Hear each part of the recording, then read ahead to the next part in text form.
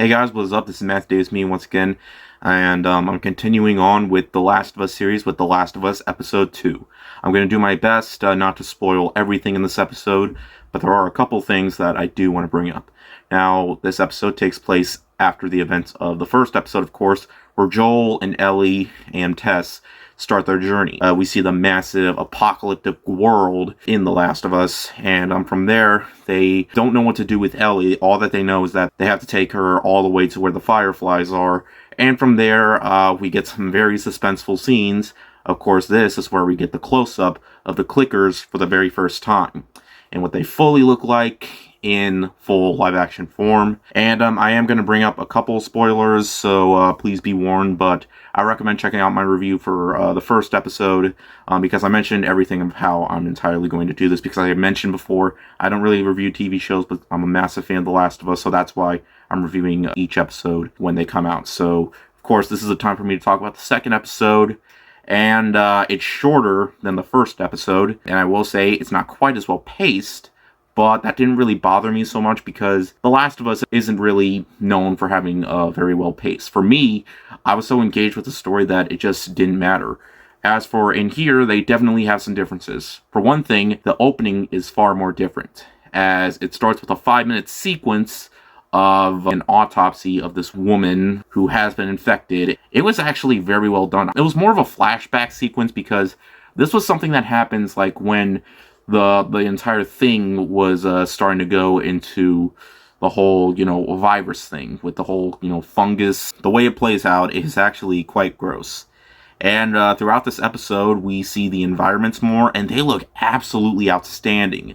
The buildings being knocked over, the moss, the cars, the water, it just looks outstanding. And the fungus on the walls, it just blew me away. As for the clickers themselves, how do they look? They are gross. They are nasty. The look of them, they are hideous. And they looked amazing. I should also point this out that Neil Druckmann, creator of the games, is also the director of this episode, who is also co-creator of the show, and also co-writ this episode. So that just made it all the more convincing with this entire sequence. But one of the biggest changes to this episode is how we see Tess die, because she is bound to die, and we all know that it's going to happen sooner or later, but of course it's going to be much sooner since she dies very early in the game.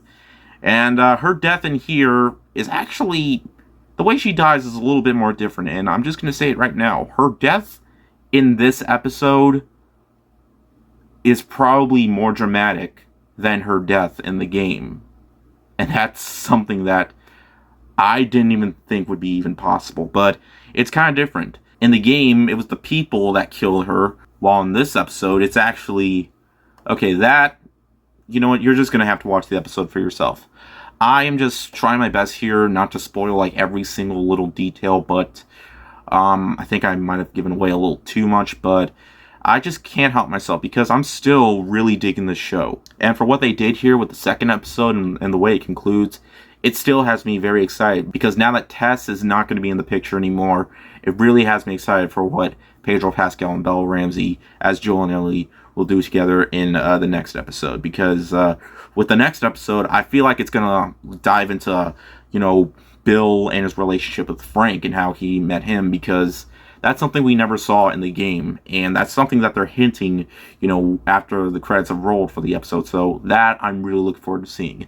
In the end, guys, this is a fantastic second episode. It just has me thinking that hopefully this series is going to get even better, because the startup was great. The start to the whole thing I thought was perfect. This is a perfect full start, because this is where the adventure fully starts here. And it's one that is executed absolutely perfectly. This show is on a roll, and I am just really dying to watch the next episode. So yeah, this, I can say, is probably going to go down to be a TV series that is just begging to be talked about after one episode has played per week.